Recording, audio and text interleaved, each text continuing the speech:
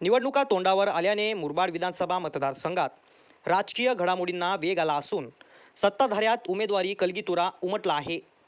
गोकुळाष्टमीच्या दहीहंडी उत्सवाने मुरबाडमध्ये दहीहंडीच्या मडक्यातून विधानसभेचे लोणी चाकण्याचा प्रयत्न झाला.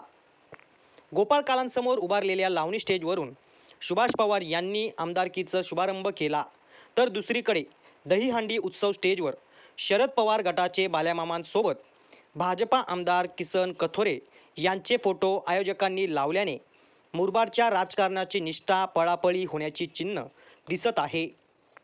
विशेष म्हणजे शिंदे शिवसेनेचे सुभाष पवार यांच्या स्टेजवर आमदार सुभाष पवार होणार अशी बोंबाबोंब होताना त्यांच्या स्टेजवर उद्धव ठाकरे गट, शरद पवार गट, भाजपाचे कार्यकर्ते यांनी हजेरी लावल्याने येत्या विधानसभेचे चित्र विचित्र दिसून येत आहे.